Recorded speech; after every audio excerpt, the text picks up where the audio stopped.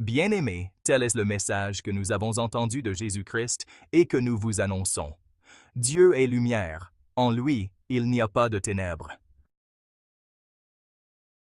Si nous disons que nous sommes en communion avec lui, alors que nous marchons dans les ténèbres, nous sommes des menteurs, nous ne faisons pas la vérité. Mais si nous marchons dans la lumière, comme il est lui-même dans la lumière, nous sommes en communion les uns avec les autres, et le sang de Jésus, son Fils, nous purifie de tout péché. Si nous disons que nous n'avons pas de péché, nous nous égarons nous-mêmes, et la vérité n'est pas en nous. Si nous reconnaissons nos péchés, lui qui est fidèle et juste va jusqu'à pardonner nos péchés et nous purifier de toute injustice. Si nous disons que nous sommes sans péché, nous faisons de lui un menteur, et sa parole n'est pas en nous. Mes petits enfants, je vous écris cela pour que vous évitiez le péché. Mais si l'un de nous vient à pécher, nous avons un défenseur devant le Père, Jésus-Christ, le juste. C'est lui qui, par son sacrifice, obtient le pardon de nos péchés, non seulement les nôtres, mais encore ceux du monde entier.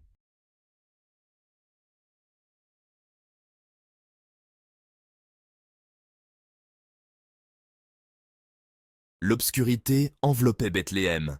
Une étoile solitaire brillait, témoin silencieux des événements extraordinaires qui se déroulaient dans une humble étable. À l'intérieur, Marie berçait son fils nouveau-né, Jésus. Joseph, son époux, veillait, le cœur rempli d'amour et d'admiration. Le sommeil les appelait, mais cette nuit, le destin avait d'autres plans. Soudain, une lumière éclatante inonda l'étable. Un ange, baigné d'une lueur céleste, apparut devant Joseph. La peur le saisit. L'ange prit la parole, sa voix douce comme un baume. « Joseph, fils de David, n'aie crainte. » Joseph écoutait, le cœur battant à tout rompre. « Hérode cherchera à tuer l'enfant. Prends l'enfant et sa mère et fuis en Égypte. » Le souffle de Joseph se bloqua dans sa gorge. Hérode, le roi impitoyable, une menace pour son fils? L'ange poursuivit. « Reste là-bas jusqu'à ce que je te dise de revenir, car Hérode cherchera l'enfant pour le faire mourir. » La lumière commença à s'estomper. « Va maintenant, » insista l'ange, sa voix résonnant d'urgence.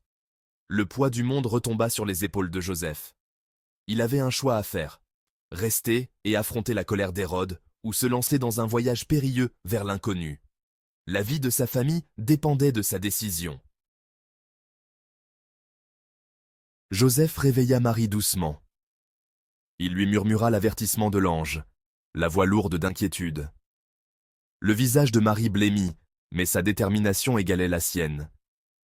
Ils rassemblèrent de quelques maigres possessions et se préparèrent à fuir. Sous le couvert de la nuit, ils quittèrent Bethléem en secret. La nuit du désert était froide, l'air épais de tension. Chaque bruissement de feuilles, chaque son distant, leur donnait des frissons dans le dos. Ils étaient seuls, mais pas vraiment, guidés par une main invisible. Les jours se succédèrent aux nuits. Ils voyageaient à dos d'âne, leur progression lente mais régulière. Ils supportaient le soleil brûlant, le vent mordant et la peur constante d'être poursuivis. Joseph, toujours vigilant, scrutait l'horizon, le cœur serré par l'inquiétude pour la sécurité de sa famille. Chaque pas les éloignait de chez eux, les enfonçait davantage dans l'incertitude. Mais Joseph ne fléchissait pas, sa foi était un phare dans l'obscurité. Il savait qu'il accomplissait un dessein supérieur, protéger une vie qui portait le destin de l'humanité. L'Égypte. Ce nom évoquait des images de mystères antiques, de pharaons et de pyramides. Maintenant, il représentait un sanctuaire, un lieu de refuge. Alors qu'ils franchissaient la frontière, un sentiment de soulagement submergea Joseph. Ils avaient réussi. La prophétie résonnait dans son esprit, « J'ai appelé mon fils hors d'Égypte ». Des siècles auparavant, le prophète Osée avait prédit cet événement même. Joseph réalisa la profonde signification de leur voyage. Il ne s'agissait pas seulement d'échapper à Hérode, mais d'accomplir le plan de Dieu. Ils trouvèrent de refuge dans un petit village, bien loin de leur foyer à Bethléem.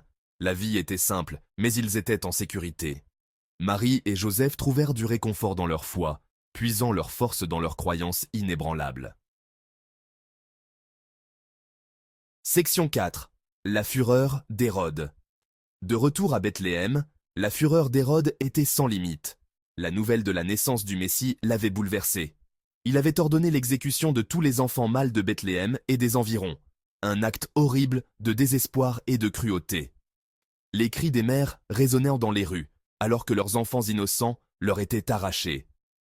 L'odeur de la mort flottait dans l'air, un témoignage sinistre de la tyrannie d'Hérode. Le massacre des innocents, un rappel effrayant de la noirceur qui peut s'emparer du cœur humain. Mais l'acte odieux d'Hérode était vain. L'enfant qu'il cherchait à éliminer était en sécurité, bien loin de sa portée. Son pouvoir, aussi absolu qu'il puisse paraître, ne pouvait rien contre le plan divin. Section 5. Sanctuaire en Égypte. Les années passèrent. Joseph travaillait comme charpentier, subvenant aux besoins de sa famille.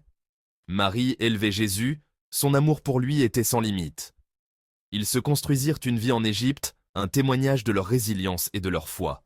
Puis, une nuit, la présence familière de l'ange revint à Joseph dans un rêve. « Lève-toi » ordonna l'ange, « prends l'enfant et sa mère, et retourne au pays d'Israël, car ceux qui en voulaient à la vie de l'enfant sont morts. » Le soulagement submergea Joseph, mêlé à une douce nostalgie du foyer. Ils retournèrent dans leur patrie, non pas à Bethléem, mais dans une petite ville appelée Nazareth. Là, sous la direction aimante de Joseph, Jésus grandit en sagesse et en stature, son destin se dévoilant lentement. La prophétie s'était accomplie. La fuite en Égypte, un témoignage du courage d'un père, de l'amour d'une mère et du pouvoir durable de la foi. Leur histoire, un phare d'espoir, nous rappelant que même dans les moments les plus sombres, la lumière trouvera toujours un chemin.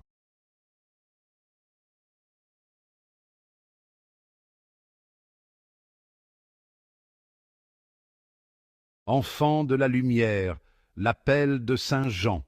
Saint Jean nous appelle à marcher dans la lumière. Il nous exhorte à rejeter les ténèbres du péché. Vivons dans la vérité et l'amour. Soyons des enfants de lumière, à l'image de Jésus. Le monde nous offre bien des tentations. Le mal tente de nous séduire, mais la lumière de Dieu est plus forte. Choisissons la lumière. Choisissons le bien. La fuite en Égypte. Dieu protège son Fils. Jésus, Marie et Joseph ont fui en Égypte. Hérode voulait tuer Jésus. Dieu les a protégés dans leur fuite. Ils ont trouvé refuge loin du danger. Dieu protège ceux qu'il aime. Il guide nos pas. Même dans les moments difficiles, il est à nos côtés. Ayons confiance en sa protection. L'innocence assassinée. La cruauté d'Hérode. Hérode était rempli de peur. Il voyait en Jésus un rival. Il a ordonné le massacre des enfants de Bethléem. Les saints innocents sont morts pour Jésus. Le mal est cruel et aveugle. Il frappe sans pitié, s'en prenant même aux innocents. Mais le sacrifice des innocents n'est pas vain. Ils sont unis à Jésus. Témoin silencieux. Le sacrifice des saints innocents. Les saints innocents n'ont pas pu parler de Jésus, mais leur mort est un témoignage puissant. Ils sont morts à cause de la haine d'Hérode pour Jésus. Leur sacrifice nous rappelle le prix de la foi.